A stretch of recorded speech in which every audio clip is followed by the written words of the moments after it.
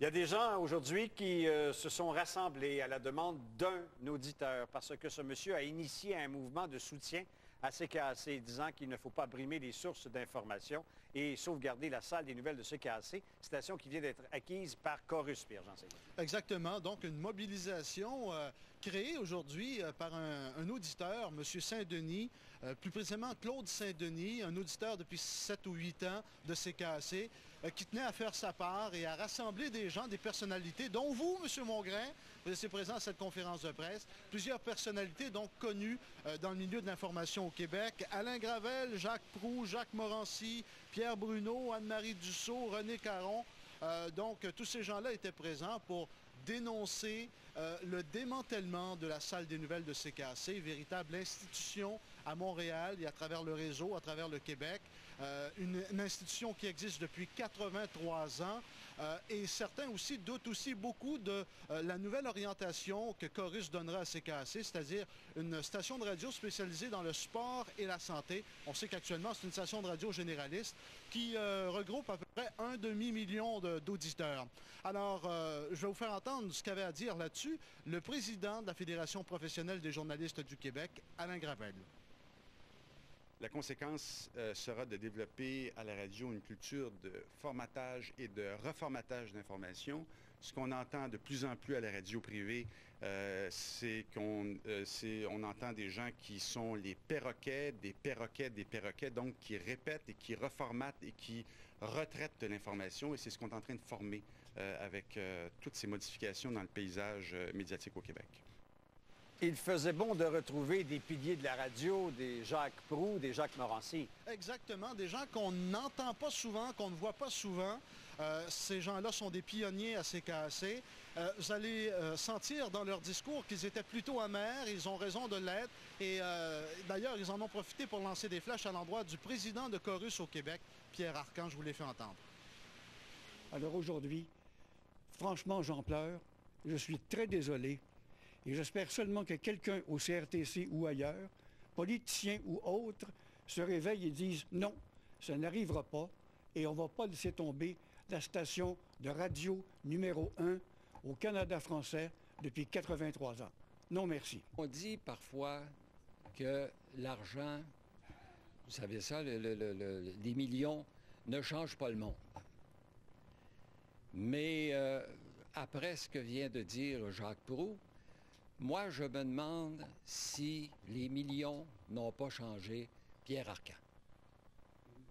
Parce qu'il a fait beaucoup d'argent et puis il semble maintenant oublier, comme avait dit Jacques, la sociabilité qu'il y a derrière faire vivre une station de nouvelles comme celle de CKAC.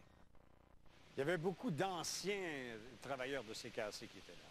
Exactement. Et ces gens-là se sont donné rendez-vous dimanche après-midi, 13h, à l'intersection Peel-Sainte-Catherine, dans les locaux de CKAC. Il va y avoir donc un genre de rassemblement, une manifestation peut-être, où on va encore une fois dénoncer le démembrement et le démantèlement de la salle des nouvelles de CKAC. Merci beaucoup, Pierre-Jean. Merci à vous. Merci bien. C'était l'initiative d'un auditeur de CKAC organisé un grand rassemblement pour sauver la station de radio qui passe aux mains de Corus, comme le reste d'ailleurs du réseau Radio-Média. On sait que le mandat des stations AM va considérablement changer au cours des prochains mois. Alors, ils étaient quelques centaines au rendez-vous aujourd'hui au centre-ville de Montréal. Les manifestants regroupés devant la tour à bureaux abritant CKAC voient la fin de la station sous sa forme actuelle comme la fin d'une époque. L'ancien animateur Jacques Proulx, dont un des studios de la station porte son nom, est outré. Je vais leur demander de dévisser la plaque au studio de CKAC qui dit Studio Jacques Proulx. Ce ne sera plus le studio Jacques Proulx. Je vais porter la plaque, je vais la rentrer chez moi, et je vais être bien avec ça. Organisée par un auditeur de la station, la manifestation a réuni quelques centaines de fidèles et d'employés de CKAC. Un dernier cri du cœur devant une décision qui semble irréversible. La salle des nouvelles de CKAC, il faut le rappeler encore, c'est la dernière salle privée francophone au Québec. qui produit non seulement son information régionale, mais aussi nationale et internationale, avec des reporters sur le terrain, puis des correspondants parlementaires à Ottawa et à Québec.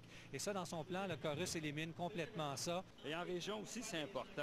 Je pense par exemple aux groupes communautaires, aux associations, même aux chambres de commerce, qui vont perdre aussi, en quelque sorte, leur porte-voix. On a encore trop d'amour pour cette station-là pour se résigner, mais c'est certain que pour le moment, l'espoir est relativement mince. Rappelons que le CRTC a accepté la vente de CKAC au groupe Corus, qui possède déjà plusieurs stations de radio, dont Info 690.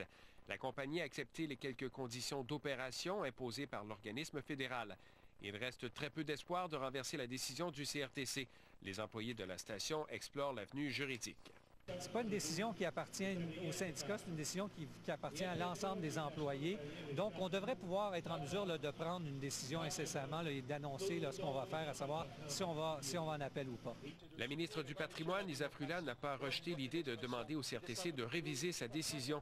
Si toutefois elle est maintenue, Montréal compterait moins de salles de presse françaises que de salles anglaises. Dave Parent, TQS, Montréal.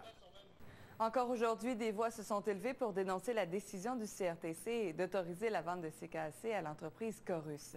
Et ce n'était pas la voix des animateurs ou des politiciens, mais bien celle des auditeurs. Des auditeurs qui ont l'impression de perdre une partie d'eux-mêmes.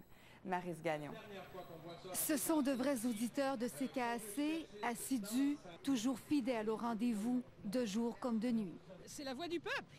Moi, j'écoute aussi la nuit. Et la nuit, les gens s'expriment. CKAC, c'est notre vie, la nuit. Tout le monde, on est ensemble. Puis on écoute la tribune avec les animateurs, on écoute les nouvelles. CKAC passe entre les mains de Corus. Et le nouveau propriétaire a l'intention d'en faire une station spécialisée en sport et en santé. Corus veut aussi mettre la hache dans la salle des nouvelles.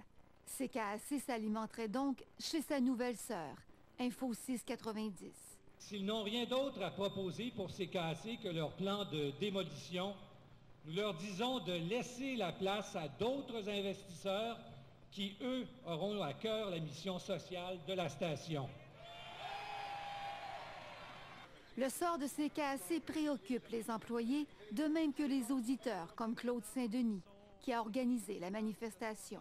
Il y a des journalistes, il y a une très bonne équipe qui couvre toute l'actualité. À partir de ce moment-là, si on ferme cette salle de nouvelles-là, qu'on ne conserve que 3 journalistes, on perd une salle de nouvelles indépendante au Québec. On va leur demander de changer les lettres d'appel de CKAC à CKAC. Ça va être plus près de la vérité. Merci. Jacques Proulx a passé 38 ans de sa vie derrière le micro de CKAC. Une radio essentielle, dit-il. C'est ma mère, mon père, CKAC, moi.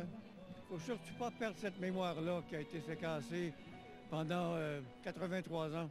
Les auditeurs espèrent que leur manifestation fera une différence. Quant aux employés de CKAC, ils devraient annoncer cette semaine s'ils contesteront ou non la décision du CRTC. Maryse Gagnon, TVA, Montréal. À Montréal, près de 500 personnes ont manifesté au centre-ville pour sauver CKAC, la plus vieille station de radio francophone en Amérique. Les manifestants s'opposent au plan du nouveau propriétaire, Corus, de chambarder complètement la vocation de la station radiophonique et surtout de fermer sa salle des nouvelles. Les défenseurs de CKAC exhortent le fédéral à forcer la main au CRTC dans ce dossier.